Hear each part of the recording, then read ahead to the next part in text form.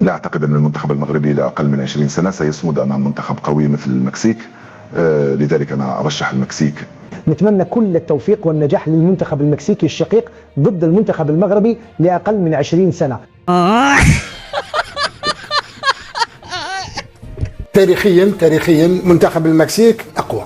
نوليو شوية للوراء وشوف واش نمدوا الكرة العالمية، مشاركات في كأس العالم، تبقى راح يقابل منتخب ضعيف نسبيا وهو المغرب. لما تشوف منتخب المكسيك يعني حتى وين كان خاسر لا يعني ولا مرة سلموا روحهم، يعني كملوا يتنافسوا، كملوا يضربوا بشراسة. فريق هذا لا يستهان به، هذا المنتخب هذا اللاعبين خاصة وسط الميدان تاعهم اللي هو قوي جدا. نظن باللي المقابلة تاع الغدوة إن شاء الله بين منتخب المغرب لأقل من 20 سنة والمكسيك راح تكون مقابلة قوية. ولو أنا من البداية قبل ما يبدأ المونديال كنت رشحت أنا المنتخب المكسيك باش يفوز بهذا الكاس. الجمهور المغربي رايح يزعف، ولكن هذه هي الحقيقة. منتخب المكسيك معروفين بالفنية تاعهم، ولكن المنطق يقول أن منتخب المكسيك اللي راح يفوز بهذه المقابلة. وتبقى كرة القدم لها أسرار، نشوفوا ماذا راح يفعل. يعني نتكلم على المنتخب المغربي لأقل من 20 سنة، منتخب ضعيف نسبيا. كيفاش راح يقابلوا الشبان يعني الهجوم تاع المنتخب المكسيك اللي هو حقيقة قوي جدا. نشوفوا يوم غد كيفاش راح تكون نهاية هذه المقابلة. ولو أنا شخصيا أرشح منتخب المكسيك. التوقعات ديالي المقابلة حتكون صعيبة، من رشح المنتخب المكسيكي. تفيق باللي هذا المنتخب او حايب يروح بعيد في هذه المنافسه. نظن باللي هذا ماشي عائق على المنتخب المكسيكي وعلى التشكيله ديالو. والمنتخب المغربي ضعيف جدا، سيكون فريسه سهله للمكسيك كما شفنا كاع المقابله تاع المكسيك. هذا ماشي عائق. نظن باللي المنتخب المكسيكي نقول باللي عنده فريق متكامل في 3 خطوط، سواء في الدفاع ولا في وسط الميدان او في الهجوم. نظن باللي راح تكون مقابله كبيره، مقابله نظن باللي راح تكون سيري، مش راح تكون مفتوحه. كل واحد يحب ما يغامرش. نظن انا مش راح يغامروا. بالك سيفيري، بالك المنتخب المكسيكي عنده لاعبين اللي يملكوا مهارات كبيره. نظن بالك راح شويه يروحوا للهجوم. احنا نعرفوا المنتخب المكسيكي واللاعب المكسيكي كيفاش يخمم، يحوس، عندهم مهارات، عندهم لاعبين اللي يقدروا يروحوا لقدام ما يخافوش. نظن باللي راح نشوفوا مقابله كبيره ان شاء الله، تكون مقابله مفتوحه باش يستمتع الجمهور الرياضي. شوف يعني بدون شك لو تحكم توزن اللاعبين تاع المنتخب المغربي واللاعبين تاع المنتخب المكسيك، لاعبين المنتخب المكسيك يعني تقال عليهم اقوى بكثير.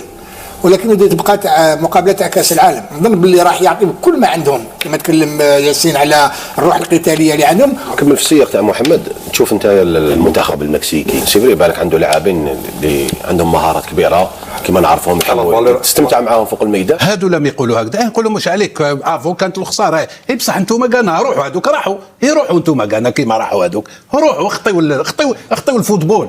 يا اخي الاولين كنت تقولوا هكذا، ولو كلام شارع. هذا كلام تاع شارع ماشي تاع مسؤولين، كلام تاع شارع. روح انت غدوه تشوف ركراكي غدوه وان شاء الله يروحوا يديو حتى لا كوب دافريك ولا لا كوب دي موند كاع يديوها ولا يتيليمينا. ما يقول لهمش هذا الكلام، يحط ويروح.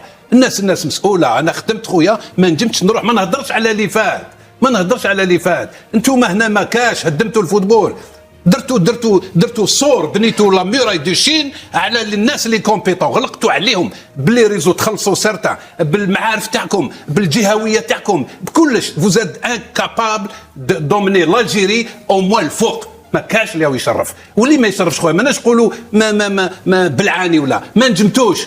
فو كيتي لا طابل ولا ما تروحش من الطابله. كاين اللي يقولوا لك روح، ولا المسؤولين فيدراسيون ام جي اس ما يقولوا لهمش روحوا، وزيد طلع الفوق ما يقولوا لهمش روحوا.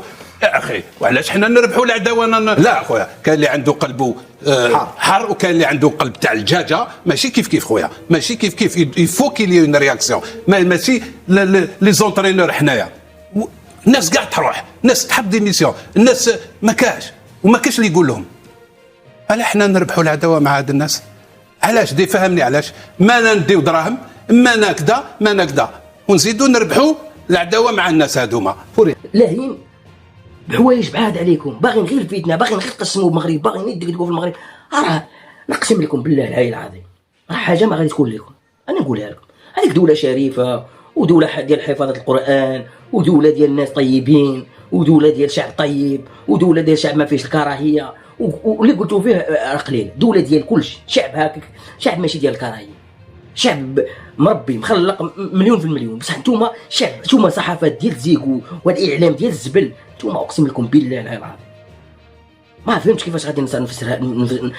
ما صبرتش شي حاجه ننطقها عليكم، لانكم نتوما تخلقتوا الحيوان تقسم بكم. اقسم لك بالله تكتب حيوان تكتب صحافي ديال الزيكو، راه مشكله ندير حيوان ما يوم ندير صحافي ديال الزيكو، لانه نتوما منافق، نتوما ماشي بشر، نتوما تخلقتوا الفتنه، نتوما تخلقتوا الفتنه، خالقين باغيين تخلقوا الفتنه في جوارينكم في مشاكلكم، ما تهضروا على المغرب اكثر ما تهضروا علينا. قنواتكم قنوات الزيكو وقنوات الصرف الصحي تهضر على المغرب اكثر ما تهضر على الشعب، على مشكل الشعب. واش راكم بني ادم نتوما ولا ما نعرف كاع واش راه صاري فيكم. نتمنى كل التوفيق والنجاح للمنتخب المكسيكي الشقيق ضد المنتخب المغربي لأقل من 20 سنة. لا أعتقد أن المنتخب المغربي لأقل من 20 سنة سيصمد أمام منتخب قوي مثل المكسيك، لذلك أنا أرشح المكسيك للفوز. مساء الخير للمستمعين الكرام، راكم تسمعوا فينا على إذاعتكم المحلية. اليوم نحكوا على مباراة غدوة في كأس العالم لأقل من 20 سنة، المغرب ضد المكسيك. عز الدين وش رايك؟ شوفي ميرودة، بصراحة لازم نكونوا واقعيين. المغرب ربح إسبانيا وربح حتى البرازيل، بصح ما نظنش يقدروا يكملوا. المكسيك عندها تجربة كبيرة وعندها لاعبين قادرين يحطوا المغاربة في مكانهم. بالصح، بصراحة هذا الضجة اللي دارها المغرب في البطولة راهي زايدة بزاف، كل واحد غير يهلل ويصفق وكأنه المغرب ولا منتخب أوروبي. يا أخي في الأخير راهم يلعبوا غير أقل من 20 سنة، ماشي الكبار. صح كلامك، أنا نقول له المكسيك تدخل بالقوة المعتادة تاعها، المباراة تكون محسومة. ما لازمش ننسى باللي المكسيك منتخب قاري وعنده تاريخ في الناشئين، والمغاربة كما دايما يبالغوا، أي فوز يعتبروه إنجاز تاريخي. كي ربحوا البرازيل شفت كيفاه داروا، تصاور فيديوهات عياط، يا أخي مبالغة كبيرة. إيه، وهذيك حاجة اللي ما تعجبنيش. بصح نقول لك حاجة، المكسيك يعرفوا يلعبوا على الضغط والمغاربة ما يقدروش يتحملوه. غدوة رايح نشوفوهم يرجعوا الأرض الواقع إن شاء الله. أنا شخصيا نتمنى المكسيك يوقف هاد الموجة تاع الغرور، يكفينا الإعلام ديالهم راهو مخلى حتى بلاصة للهضرة. المهم غدوة تكون مباراة قوية، وأمانة لو المكسيك تلعب بنص المستوى ديالها ما نظنش المغرب يخرج سالم. نتلقاو غدوة بعد المباراة ونشوفوا النتيجة، بصح أنا متأكدة باللي المكسيك رايح تفرحنا وتخلي هاد النفخة المغربية تطيح.